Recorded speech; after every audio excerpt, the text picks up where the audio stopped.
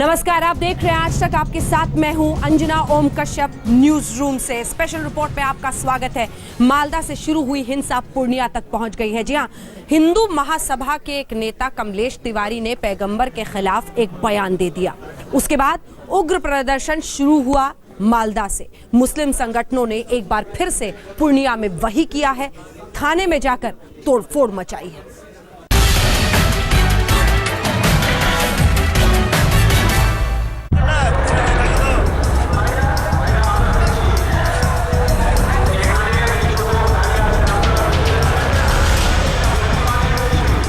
ये तस्वीरें हैं पिछले 3 जनवरी की और जगह है पश्चिम बंगाल के मालदा का नेशनल हाईवे नंबर 34। उस रोज हिंदू महासभा के नेता कमलेश तिवारी के पैगंबर मोहम्मद साहब के बारे में आपत्तिजनक बयान के विरोध में मुस्लिम समुदाय के करीब 2.5 लाख लोग सड़क पर उतर गए। अचानक ये भीड़ हिंसक हुई थी। इतनी बड़ी भीड़ को काबू करना पुलिस प्रशासन के बूते से बाहर था। भीड़ मनमानी पर जुट गई। 2 दर्जन गाड़ियां फूंक डाली गईं और जमकर तोड़फोड़ हुई। 3 जनवरी को जो कहानी मालदा में शुरू हुई, उसका एक्शन रिप्ले बिहार के पूर्णिया में दिखाई दिया। मुद्दा फिर वही था, हिंदू महासभा के नेता कमलेश तिवारी का आपत्तिजनक बयान। गुरुवार को कमलेश तिवारी के बयान के विरोध में मुस्लिम समुदाय एकजुट हुआ। ऑल इंडिया इस्लामिक काउंसिल के बैनर तले पूर्णिया के बायसी में करीब 30,000 ने जुलूस निकाला। जुलूस निकालने वालों की मांग थी कि पैगंबर मोहम्मद पर विवादित बयान देने वाले कमलेश तिवारी को फांसी दी जाए। जुलूस की अगुवाई बायसी के पूर्व विधायक मोहम्मद रुकनुद्दीन कर रहे थे। जुलूस में शामिल नेताओं ने अपना मांग पत्र एसडीओ को दिया। जुलूस के लौटते वक्त कुछ असामाजिक तत्वों ने थाने पर हमला बोल दिया। भीड़ ने पुलिस की गाड़ियों को निशाना बनाया, जमकर तोड़फोड़ की। ये तस्वीरें गवाह हैं इस थाने में भीड़ ने किस कदर उत्पात मचाया। टूटी हुई गाड़ियां, उखड़ा हुआ हैंडपंप और उजड़ा हुआ थाना, सभी हालात बयान कर रहे हैं। उत्पातियों ने थाने के फर्नीचर, कंप्यूटर के साथ साथ दीवार को तोड़ डाला। Malda and Purnia, these are not isolated incidents. There is a connection from Tonk to Malda when we see that at every place hostile mob of Muslim society comes on the street. इतनी बड़ी भीड़ के आगे police प्रशासन लाचार था। यही वजह था कि उत्पाती इतनी मनमानी कर पाए। जुलूस के हिंसक हो जाने पर इस्लामिक काउंसिल अब शर्मिंदगी जता रहा है। पूर्णिया का पुलिस प्रशासन जुलूस के साथ था। सबकी कोशिश यही थी कि ये जुलूस शांतिपूर्वक निपट जाए, लेकिन भीड़ में मौजूद कुछ युवाओं के उन्माद ने अशांति फैला दी। जुलूस निकालने वाली इस्लामिक काउंसिल उपद्रवियों की पहचान करने और नुकसान की भरपाई करने का दावा कर रही है। प्रशासन इतनी बड़ी घटना घट जाने के बाद सख्ते में डीएम ने ऐलान कर दिया कि थाने पर हमला करने वालों को ऐसा सबक सिखाएंगे ताकि कोई दोबारा ऐसी हरकत करने की हिम्मत न जुटा सके। और इसमें कार्रवाई उन्हीं लोगों पर होगी जो वास्तव में दोषी हैं। उन्हीं को हम लोगों को चिन्हित करके और उनके ऊपर कड़ी से कड़ी कार्रवाई होगी, ताकि इस प्रकार से कानून को कोई आगे से अपने हाथ में ना ले। पहले मुजफ्फरनगर, फिर मालदा और फिर पूर्णिया। हिंदू महासभा नेता कमलेश तिवारी के बयान को लेकर विरोध का सिलसिला बढ़ता जा रहा है। लेकिन मालदा और पूर्णिया में जिस तरह भीड़ हिंसक हुई, जिस तरह भीड़ ने थाने को निशाना बनाया, ऐसे में कई सवाल पैदा हो रहे हैं। सवाल जुलूस निकालने वालों पर है तो पुलिस और प्रशासन पर भी। पूर्णिया में संतोष नायक के साथ आज तक ब्यूरो। ये सवाल पूछा जा रहा है, बार बार पूछा जा रहा है कि जब उस शख्स को जेल में पहले ही डाल दिया गया है, कमलेश तिवारी को, जिसने ये विवादास्पद बयान दिया था, तो क्या उसके बाद इस तरह से इकट्ठा होकर सड़कों पर निकलना, उग्र प्रदर्शन करना कहीं से भी जायज ठहराया जा सकता है? लेकिन आइए आपको जरा बताते हैं, ये कमलेश तिवारी है कौन, क्या कहा, किस तरह के हालात में कहा। हालांकि जो बयान उनका है उसको हम दिखा नहीं सकते, क्योंकि उसे कहीं ना कहीं एक बार फिर से लोगों के भड़कने की आशंका बन सकती है। लेकिन आपको बताते हैं ये शख्स है कौन और इसके बयान के बाद किस तरह से प्रदर्शन का दौर चल रहा है और कब इसकी गिरफ्तारी हो।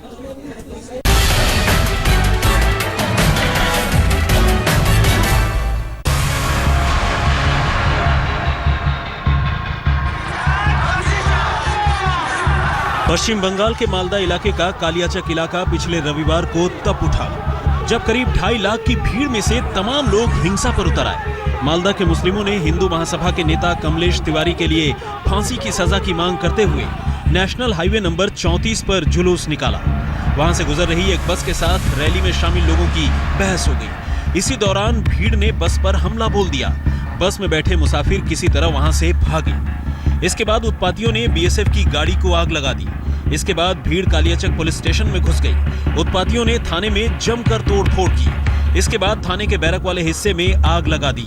इतनी बड़ी भीड़ को देखकर थाने के पुलिसकर्मी जान बचाकर थाने से भाग निकले। भीड़ ने इस दौरान 2 दर्जन से ज्यादा गाड़ियां फूंक डाली। इस घटना में तमाम लोग घायल भी हुए। हमले के बाद पूरे इलाके में धारा 144 लगा दी गई। 10 लोगों की गिरफ्तारी भी हुई। सभी आरोपियों को मंगलवार को ही मालदा जिला अदालत में पेश किया गया, जहां से सभी को 3 दिन की न्यायिक हिरासत में भेज दिया गया। मालदा में हिंसा के साथ सियासत भी खूब हुई। बीजेपी विधायक शमीक भट्टाचार्य अपने समर्थकों के साथ घायलों से मिलने गए तो पुलिस ने उन्हें हिरासत में ले लिया। सरकार का जितना संपत्ति का नुकसान हुआ है, पुलिस को जैसे पीटा गया है, वो सब देखने के लिए हम लोग जा रहे थे। पूरे मामले को कैसे देख रहे हैं आप लोग? हम लोग ये कोई कम्युनल एंगल से देख नहीं रहा है। कमलेश तिवारी के बयान के विरोध में पहला प्रदर्शन 1 दिसंबर को देवबंद में हुआ था। इसके बाद मुजफ्फरनगर में मुसलमानों ने रैली निकालकर कमलेश तिवारी को फांसी देने की मांग की थी। इस रैली में करीब 1 लाख मुस्लिम शामिल हुए थे। 2 दिसंबर को कमलेश तिवारी को पुलिस ने गिरफ्तार कर लिया। उसके खिलाफ आईपीसी की धारा 153A, 153B और धारा 295 के तहत मामला दर्ज किया गया। कमलेश तिवारी के लिए फांसी की मांग को लेकर मेरठ, बिजनौर, सहारनपुर, गोरखपुर, बेंगलुरु में भी मुस्लिम संगठनों ने प्रदर्शन किया। बिजनौर में जमीयत शबाबुल इस्लाम के वेस्ट यूपी महासचिव और जामा मस्जिद के इमाम मौलाना अनवारुल हक ने तो कमलेश तिवारी का सिर कलम करने वाले को 51 लाख रुपए इनाम का भी ऐलान कर दिया था। हिंदू महासभा के नेता कमलेश तिवारी ने आजम खां के बयान के विरोध में पैगंबर मोहम्मद साहब पर आपत्तिजनक टिप्पणी की थी। प्रशासन ने फौरन उस पर एक्शन लिया, उसकी गिरफ्तारी हुई। यूपी के मुख्यमंत्री अखिलेश यादव ने मुस्लिम नेताओं से इस मामले को तूल न देने और शांति कायम रखने की अपील की, लेकिन ये मामला तूल पकड़ता गया। पश्चिम बंगाल के मालदा से होते हुए बिहार के पूर्णिया तक जा पहुंचा। मुजफ्फरनगर से संदीप सैनी के साथ आज तक ब्यूरो।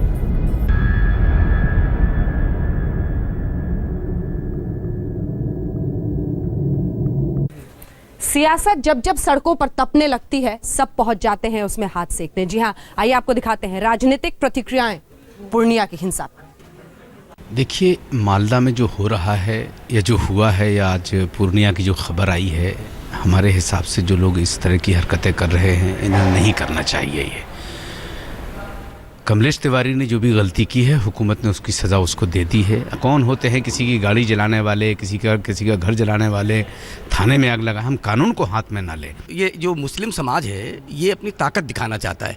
इसके पीछे आप ये देखिए हुआ कहाँ है। एक तो ये ममता जी के राज्य में हुआ है, जो हमेशा इनका पक्ष लेती हैं, जो इनके साथ खड़ी रहती हैं, और दूसरा नीतीश जी और लालू यादव के राज्य में हुआ है। कांग्रेस भी वहाँ सम्मिलित है और खुलेआम हुआ। आप कल्पना करिए 25-30 हज़ार लोग और थाना फूंक देते हैं। इसके बाद भी वहाँ FIR अभी लॉज हुई नहीं हुई हैं, ये भी अब ये रिपोर्ट आनी बाकी है। तो आप कल्पना कर सकते हैं कि इसके पीछे कौन कौन हो सकते हैं। साथ ही मैं अपने हिंदू भाइयों से भी दरख्वास्त करता हूँ कि जिस तरह से मैं अपने कम्युनिटी के गलत लोगों की यहाँ खुल करके कंडेम कर रहा हूँ, उनको भी चाहिए कि वहाँ भी जो गलत लोग हैं उन पर भी खुल करके कंडेम करें हिंदू नेता या हिंदू धर्मगुरु, ताकि ही इस देश में इस तरह की हरकतें मजीद ना हो किसी भी कम्युनिटी की। स्पेशल रिपोर्ट में एक बार फिर से आपका स्वागत है। आतंक का चौतरफा हमला, जहां हिंदुस्तान पर आतंक के चौतरफे हमले की बात हो रही है, चाहे ISIS हो, अलकायदा हो, जैश ए मोहम्मद हो, इन तमाम आतंकी संगठनों ने कैसे हिंदुस्तान के अलग अलग कोनों में हमला करना शुरू कर दिया है।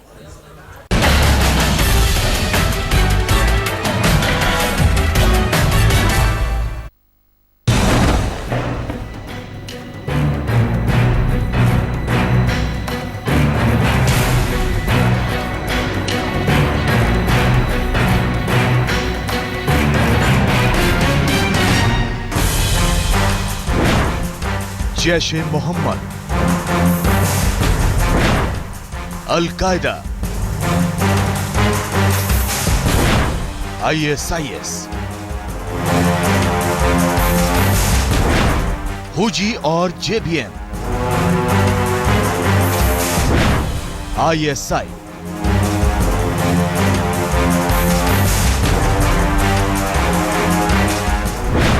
देश में आतंकी संगठनों ने जैसे चौतरफा धावा सा बोल दिया है। उत्तर से लेकर दक्षिण तक, पूरब से लेकर पश्चिम तक आतंकी संगठनों ने अपना जाल सा बिछा दिया है। उत्तरी भारत में जैश-ए मोहम्मद के आतंकी घुसे हैं, दक्षिण भारत से अल-कायदा के संदिग्ध आतंकी पकड़े गए हैं, जबकि पश्चिम में ISIS अपना नेटवर्क फैला रहा है। तो पूर्वी भारत में बांग्लादेश के आतंकी संगठन हुजी और जमातुल मुजाहिदीन बांग्लादेश के आतंकियों की घुसपैठ की खबर है। तो भारत के कई राज्यों से ISI के जासूस भी पकड़े गए हैं। जिस तरह से देश के चारों हिस्सों से आतंक के सबूत मिल रहे हैं, आतंकी संगठनों से जुड़े संदिग्ध गिरफ्तारियां हो रही हैं, घुसपैठ की खबरें आ रही हैं, तो क्या वाकई आतंकी भारत को चारों तरफ से घेरने का प्लान बना रहे हैं? आज हम अपनी स्पेशल रिपोर्ट में इसकी तह तक जाने की कोशिश करेंगे। तो ये भी दिखाएंगे कि देश के खिलाफ किस तरह से साजिश रची जा रही है। 4 मुजाहिदीन ने इंडिया के पठानकोट फिजाई अड्डे पर हमला किया। जुमा शरीफ के बाद वाली रात तहज्जुद के वक्त पठानकोट हमले के सबूत चीख चीख कर पाकिस्तान पर उंगली उठा रहे हैं। आतंक के आका अपने आतंकियों को दहशतगर्दी की शाबाशी दे रहे हैं। आज इसका भी पूरा खुलासा होगा, लेकिन पहले बात कर्नाटक के बेंगलोर से पकड़े गए अल-कायदा के संदिग्ध कमांडर की। नाम अंजर शाह, पहचान अल-कायदा का संदिग्ध आतंकी, पेशा भारत में आतंक का कारोबार। दिल्ली पुलिस की स्पेशल सेल के कब्जे में अल-कायदा का ये संदिग्ध आतंकी का आना ये साबित करता है कि भारत के खिलाफ आतंक का बड़ा चक्रव्यूह रचा जा रहा है, क्योंकि इस चक्रव्यूह में अकेला अंजार ही नहीं, बल्कि इसके पीछे अल-कायदा इंडिया सब कॉन्टिनेंट की पूरी ब्रिगेड है। दिल्ली से भारत में अल-कायदा के भर्ती कमांडर मोहम्मद आसिफ, यूपी के संभल से जफर मसूद, ओडिशा के कटक से अब्दुल रहमान और बेंगलोर के अंजार शाह की गिरफ्तारी हुई है। दिल्ली पुलिस की स्पेशल सेल ने अंजार शाह को बेंगलोर से गिरफ्तार कर दिल्ली के पटियाला हाउस कोर्ट में पेश किया, जहां उसे 20 दिन की पुलिस हिरासत में भेज दिया गया। पुलिस भारत में अल-कायदा के बढ़ते नेटवर्क पर और जानकारी हासिल करने की कोशिश कर रही है। देखिए, यहाँ तक ये पूरा नेटवर्क था, उसमें नेटवर्क ऑलमोस्ट जो है पूरा ही खत्म हो चुका है, और जैसे जैसे पूछताछ होती चली जा रही है वैसे वैसे आगे तथ्य आ रहे हैं और ये पूरा ही मामले को निपटा दिया जाएगा। अल-कायदा के संदिग्ध अंजर शाह की गिरफ्तारी से देश की आंतरिक सुरक्षा पर बड़ा सवालिया निशान खड़ा हो गया है, क्योंकि हम आपको बता दें कि अंजर शाह से पहले पिछले कुछ महीनों में अल-कायदा के अब तक 3 और आतंकी गिरफ्तार किए जा चुके हैं। दिल्ली पुलिस के मुताबिक Anjar Shah Osama bin Laden से प्रभावित है और 2012 में बेंगलोर धमाकों का संदिग्ध भी। अंजार शाह को अल-कायदा के स्लीपर सेल का कमांडर भी बताया जाता है। इस वक्त हम स्पेशल सेल के दफ्तर के बाहर मौजूद हैं। आप देख सकते हैं कि मौलाना अंजार को दिल्ली पुलिस की स्पेशल सेल ने गिरफ्तार किया है। दरअसल जो मौलाना अंजार है उस पर तरह तरह की स्पीचेस देने का आरोप है। इसके अलावा ओसामा बिन लादेन का प्रीचर बताया जाता है। इसके अलावा इसके पास से 2 पासपोर्ट मिले हैं। साथ साथ इस पर आरोप है कि इसने जो है धार्मिक जो सद्भाव जो है उसको बिगाड़ने की कोशिश की है। लेकिन शाह का परिवार कहता है कि अल-कायदा से जुड़ने का कोई सवाल ही नहीं उठता। 10 बजे तक हजरत ने कहा था कि खाना निकालो, खाना निकालो, मैं खा रहा हूँ, 2 मिनट आ रहा हूँ, ऐसे ही गए। 2 मिनट के बाद वो कौन आके लेके गए वो पता नहीं। बस हम अंदर ही थे, बाहर तक हम नहीं आए। और उसके बाद क्या हुआ? बस वो चले गए। वो सुबह में 11 बजे हमें ATS से कॉल आया, तो ऐसा कहा कि दिल्ली में हजरत और हमारे पास है। अंजार शाह बेंगलोर के एक मदरसे में टीचर भी है, लेकिन दिल्ली पुलिस का कहना है कि वो इल्म की आड़ में भारत के खिलाफ बड़ी साजिश में भी शामिल है। बेंगलोर से प्रतिभा रमन के साथ चिराग कोठी, दिल्ली आज तक। दहशतगर्दी पर जश्न। जी हां, पाकिस्तान में जैश-ए मोहम्मद के आतंकी दहशतगर्दी का जश्न मना रहे हैं। ऑडियो टेप सामने है, देखिए।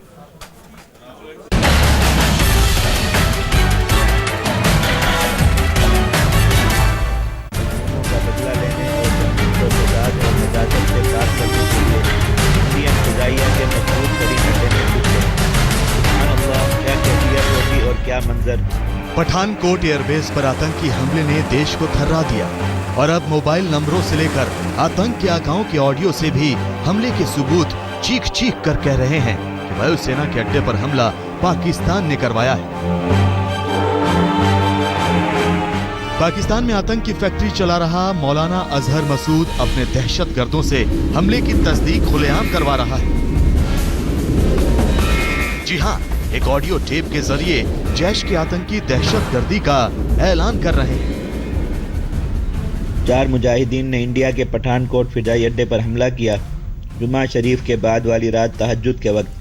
जी हां, 3 बजे के आसपास, वो वक्त जब ज़मीन आसमान के करीब हो जाती है, जब दुआओं और आहों के नाले अर्श को छूते हैं, जब रहमत का मालिक आसमान दुनिया पर तजल्ली फरमाता है, जब मुआफ़ी मांगने वालों को फ़ौरन मुआफ़ी दे दी जाती है, जब रिज़्क़ मांगने वालों के लिए ख़जानों के मुंह खोल दिए जाते हैं, जब नफ्स रोंदा जाता है और ज़बान सीधी चलती है, ये अल्लाह वाले मुजाहिदीन अल्लाह ताला को राज़ी करने, अल्लाह ताला को अपनी जान बेचने, मजलूमों का बदला लेने और ज़मीन को फसाद और नजासत से पाक करने के लिए इंडियन फ़िज़ाइया के मजबूत तरीन अड्डे में घुस गए। सुभान अल्लाह, क्या कैफियत होगी और क्या मंजर। हम आपको बता दें कि ये ऑडियो मौलाना अजहर मसूद की वेबसाइट पर अपलोड किया गया है ताकि वो हिंदुस्तान में अपनी दहशत का प्रचार प्रसार कर सके। सिर्फ इतना ही नहीं, पिछले साल नवंबर में जैश-ए-मोहम्मद के सरगना मौलाना अजहर मसूद ने पाकिस्तान के मुजफ्फराबाद में भी एक रैली की थी जिसमें भारत के खिलाफ उसने जमकर जिहाद का जहर उगला।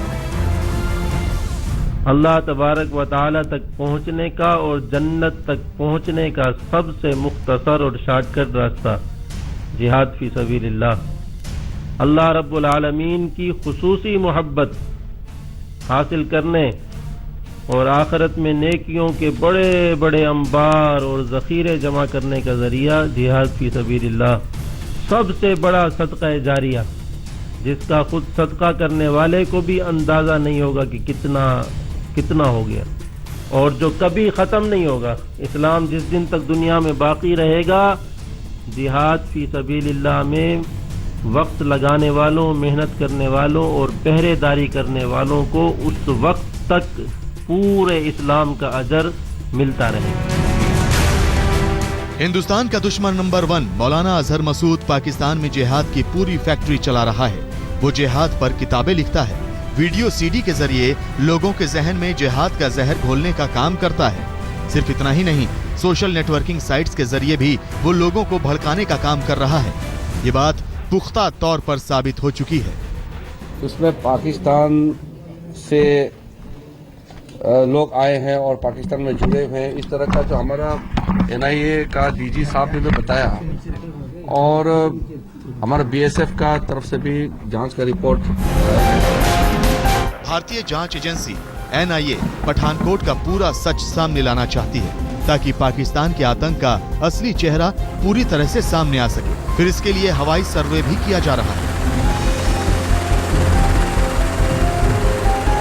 मैं इस वक्त उस एयरफोर्स स्टेशन के पास मकान में खड़ा हुआ हूं जिसकी डिस्टेंस करीब 100-150 मीटर की है और उस मकान के आसपास हेलीकॉप्टर के जरिए पूरा एरियल सर्वे किया जा रहा है। दरअसल जो जानकारी है उसके मुताबिक ये पता चल रहा है कि जो लोकल्स हैं यहाँ पर जो रहते हैं, क्या उनके जरिए कोई जानकारी दी गई। इस बात को लेकर के इस हेलीकॉप्टर के जरिए एक एरियल सर्वे किया जा रहा है। खुलासा हुआ है कि आतंकी पाकिस्तान में कमांडो ट्रेनिंग लेकर आए थे और बाकायदा उन्हें पाकिस्तान एयरबेस पर प्रैक्टिस कराई गई थी।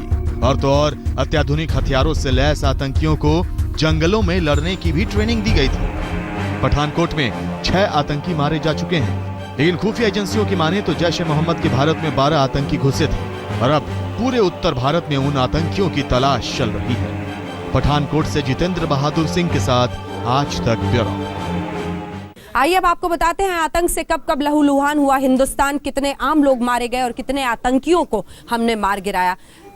कुछ बरस पीछे ले जाकर आपको दिखाते हैं सिलसिलेवार ढंग से। 2006 में देखिए 271 आम लोग मारे गए थे, 9 आतंकी उसमें मारे गए थे, फिर 145। एक बरस आगे बढ़िएगा आप देखिएगा कैसे 2008 आप देख रहे होंगे जब 336 लोग मुंबई के आतंकी हमले में मारे गए थे, 12 आतंकियों को हमने मार गिराया था। उसके बाद 4 2009 में और 20 2010 में। अब ये पन्ना जरा और पलटे और आगे ले जाएं तो 2011 में देखिए 41 लोग आतंकी हमले में मारे गए थे। आतंकियों को हम नहीं मार पाए। उसके बाद कोई मरा नहीं 2012 में, लेकिन हमने एक आतंकी को मार गिराया। 29 लोग मारे गए थे 2013 में और एक आतंकी को हमने मारा, फिर 2 और फिर 3, ये 14 और 15 की बात हो रही है। हमने 2 और 7 आतंकियों को मार गिराया।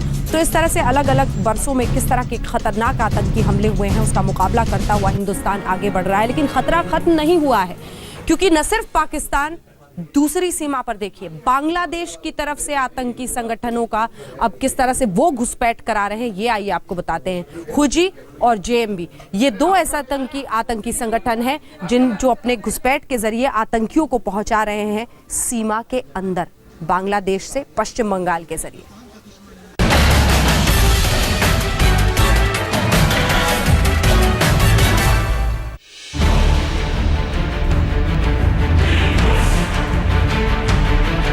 ये है हाफिज मोहम्मद शेख, बांग्लादेशी आतंकी संगठन जमातुल मुजाहिदीन बांग्लादेश का संदिग्ध। हाफिज मोहम्मद शेख बांग्लादेश के चिटगांव का रहने वाला है। हाफिज के पास से तकरीबन 1 दर्जन फर्जी पासपोर्ट बरामद हुए हैं, जिनमें से एक पासपोर्ट पठानकोट का भी है। हाफिज शेख अपने कुछ साथियों के साथ पासपोर्ट चुराने का काम करता था। पुलिस ने गिरफ्तारी के बाद इसके कॉल डिटेल्स छानी तो पश्चिम बंगाल की पुलिस हक्का बक्का रह गई। इसकी कॉल डिटेल्स में ज्यादा विदेशी नंबर आ रहे हैं। हाफिज शेख को उत्तर 24 परगना के विधान नगर से गिरफ्तार किया गया है। हाफिज मोहम्मद के साथ 6 अन्य लोगों की गिरफ्तारी विधान नगर पुलिस की बड़ी सफलता मानी जा रही है। पुलिस सूत्रों की माने तो इनके तार देश विदेश से भी जुड़े हुए हैं, क्योंकि ऐसे कई नंबरों से इनके नंबरों पर फोन आए हैं जो सिर्फ और सिर्फ विदेश के हैं। महत्वपूर्ण बात यह है कि इन 1 दर्जन जाली पासपोर्ट में से एक पासपोर्ट पठानकोट से चोरी किया हुआ भी है। ऐसे में पुलिस ये भी जानने की कोशिश कर रही है कि इस बांग्लादेश के निवासी के पास इस तरह के दस्तावेज आए कैसे, और ये भी जानने की कोशिश कर रही है कि आखिरकार इनका हुजी या जमातुल मुजाहिदीन बांग्लादेश से कोई संबंध तो नहीं। हम आपको बता दें कि हाफिज के साथ साथ 3 और संदिग्ध लोगों की गिरफ्तारी हुई है। हिंदुस्तान के खिलाफ आतंक की साजिश के तार जिस तेजी से जुड़ रहे हैं, ऐसे में अदालत ने हाफिज शेख को 8 दिन की पुलिस कस्टडी में भेज दिया है। पुलिस जानना चाहती है कि हाफिज शेख के तार कहां तक जुड़े हैं, कहीं वो किसी साजिश को अंजाम देने की फिराक में तो नहीं था। पश्चिम बंगाल में बांग्लादेश के आतंकी संगठन हुजी यानी हरकतुल जिहाद अल इस्लामी और जेबीएम यानी जमातुल मुजाहिदीन बांग्लादेश जैसे आतंकी संगठन पश्चिम बंगाल में घुसपैठ की कोशिश कर रहे हैं। सिर्फ इतना ही नहीं, जिस वक्त देश के अलग अलग हिस्सों मेरठ, जम्मू कश्मीर, भटिंडा और आईएसआई के जासूस पकड़े गए, उसी दौरान पश्चिम बंगाल में भी आईएसआई के 3 एजेंट गिरफ्तार हुए। ये तमाम एजेंट भारत की खुफिया जानकारी पाकिस्तानी खुफिया एजेंसी आईएसआई को भेज रहे थे। इस तरह से अंदाजा लगाया जा सकता है कि कैसे देश में आतंक का जाल पड़ोसी मुल्कों से आतंकी संगठन बिछा रहे हैं। कोलकाता से मनोकिया लोईवाल के साथ आज तक ब्यूरो। देखा आपने, खतरा हर तरफ से है सीमा पर, इधर पाकिस्तान से नहीं अब बांग्लादेश से भी है। कोहरे की शुरुआत हो गई दिल्ली में। दिल्ली वाले आज से समझ रहे होंगे कि आने वाले दिन किस तरह के होंगे, लेकिन अभी तक लोग ठंड का इंतजार कर रहे हैं। देखिए हमारी ये रिपोर्ट।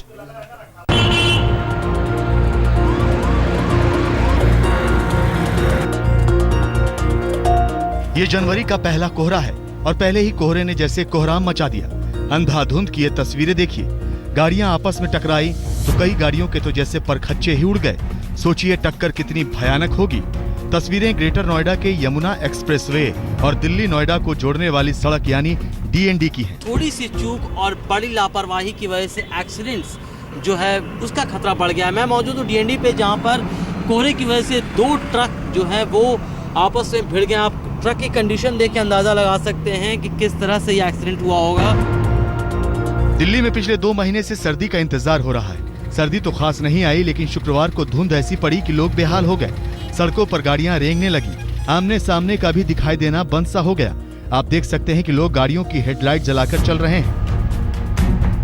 उत्तर भारत समेत दिल्ली एनसीआर में जबरदस्त कोहरा है शुक्रवार को। आप देख सकते हैं मेरे लेफ्ट साइड पर दरअसल राष्ट्रपति भवन है, वो नजर नहीं आ रहा है, कोहरे की चपेट में है। राइट साइड पर मेरे पार्लियामेंट हाउस जो है वो है, लेकिन वो भी नजर नहीं आ रहा है, कोहरे की चपेट में। सुबह के 8:30 बजे हैं, लेकिन घना कोहरा है। जो गाड़ियां चल रही है उन्होंने अपनी हेडलाइट्स ऑन कर रखी है ताकि किसी तरह की अप्रिय घटना ना हो। इसी के साथ स्पेशल रिपोर्ट में इतना ही, लेकिन देश दुनिया की बाकी खबरों के लिए आप देखते रहिए आज तक। आमिर खान केंद्र सरकार के इनक्रेडिबल इंडिया के ब्रांड एम्बेसडर नहीं रहेंगे। पर्यटन मंत्रालय ने इसकी पुष्टि कर दी है। मंत्रालय के सूत्रों का कहना है कि आमिर खान से सरकार का सीधे कोई सहमति नहीं थी। मंत्रालय In 2016, my name is Gaurav Preti and here we go. Sahil the Chewbacca made sure that he watched the first day first show of Star Wars and was ready with those spoiler alerts. So, Rohit